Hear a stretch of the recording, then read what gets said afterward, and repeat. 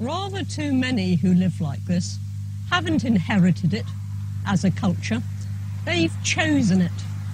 And they're no more related to the original Romanis than Italians are to Julius Caesar.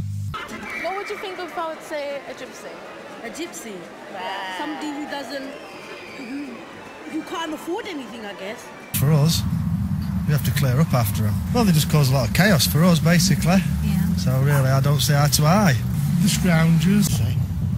Well, you get the impression that they're a bit scroungers and looking around for scrap and all this sort of getting, you know, free handout. Well, I don't have anything to do with it, but whenever they seem to park up, well, they always seem to leave a mess, don't they? Yeah. Bare knuckle fighting. I like to keep the old traditions going, and we live in caravans, and we like living in caravans because we like laying in bed at the night time and hearing the raindrops on top of the caravans. We like to walk outside when we feel too hot, and we like living outside, and we like fires outside, and we got the old pots and kettles, and we cook outside a lot, especially when we go to the meetings. When we go on Appleby Fair, we can't wait to get our pots and the pans out and fry and cook outside. We eat different food than what the settled community eats. But the parts that you don't often hear about is the part like, say, when it's raining in the field, you can't get in or out. You got the police telling you to move,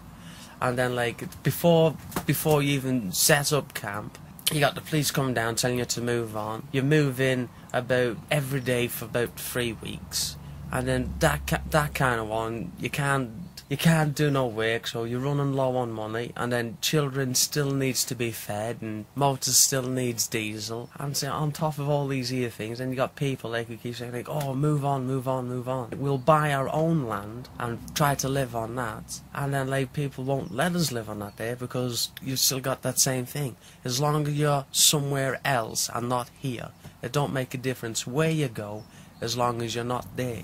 Every person thinks this here, just like, move on, go somewhere else. We don't care where you go as long as you're somewhere else.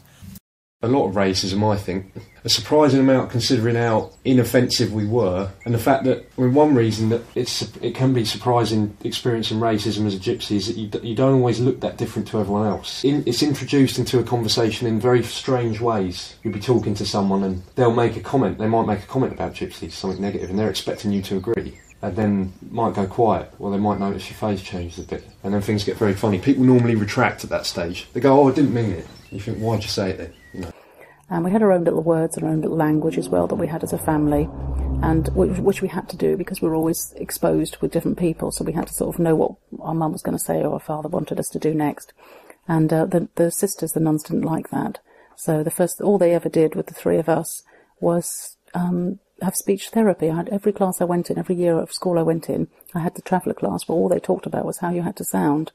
And it's distressing for the family because they've ended up with the first three of us with a very strong English accent, and then my father had enough of it, and the rest of them have got Irish accents, and the last ones have got American accents because they're over there, and we're just a funny family now, but we're almost like a historical sort of reference to what's happened. If you look through of the last 30 years, we all represent what was happening at the time. And at the time, my father thought it was acceptable for us, certainly for us two eldest, to have an English accent. Given my time again, and even when it was happening, because I used to be able to slip backwards and forwards, and especially going back to Ireland every year, Jordan would play with you. The next year they wouldn't play with you because you were too English. Then you got back to England and they'd say you sounded too Irish. And you just never, in the end, you became so isolated that you just had to rely upon your own family members because nobody else, you confused everybody else, really.